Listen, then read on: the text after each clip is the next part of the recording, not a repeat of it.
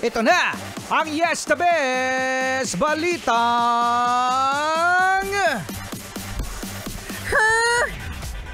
Metro Manila Film Festival extended hanggang January 14.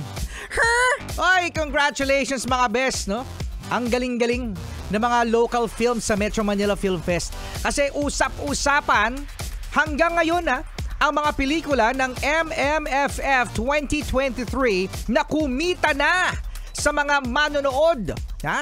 Kumolekta na sa mga manonood ng lagpas 1 billion pesos. Ayon yan mga bes kay MMFF Chairperson Attorney Romando Artes.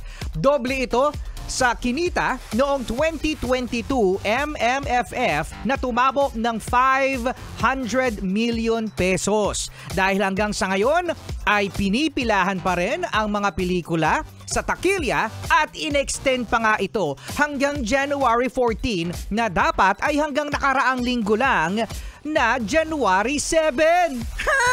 Kabilang sa 10 pelikula na hanggang ngayon ay mapapanood ay ang Best Picture na Firefly, Historical Feature na Gomburza, Horror Film na Maliari, and the romance theme When I Met You in Tokyo. Ay kasama rin dyan ang A Family of Two, A Mother and Son Story, Becky and Badette, Broken Hearts Trip, ang Ampon.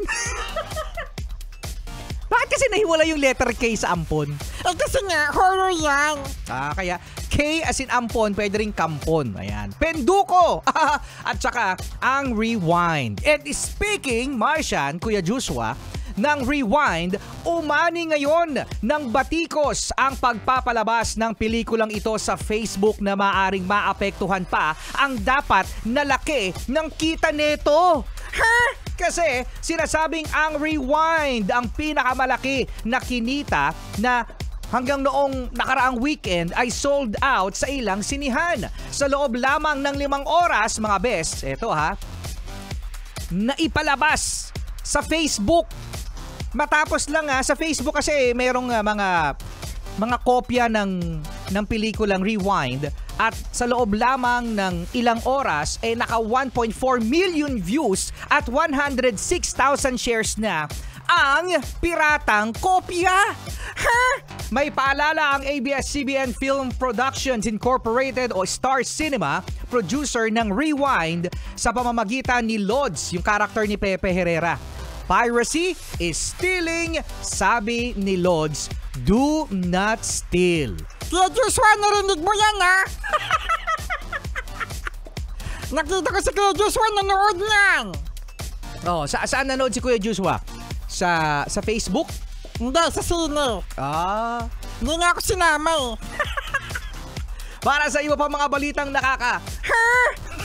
bisitahin lang ang fresh na yesthebest.com.ph at iyan ating Yes the Best Balitang Uy, congratulations mga best. Sobrang hanggang ngayon ang sarap pag-usapan ng mga pelikula sa mga nakapanood ng mga kaibigan.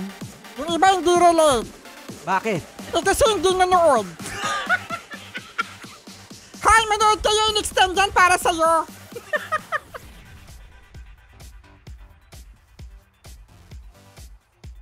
Grabe ang daming views daming views ng Rewind. Sayang nga if ever lang. Yung mga manonood sana, wala na. Hindi na tinuloy kasi may kopya na. Sayang. Oo. Correct.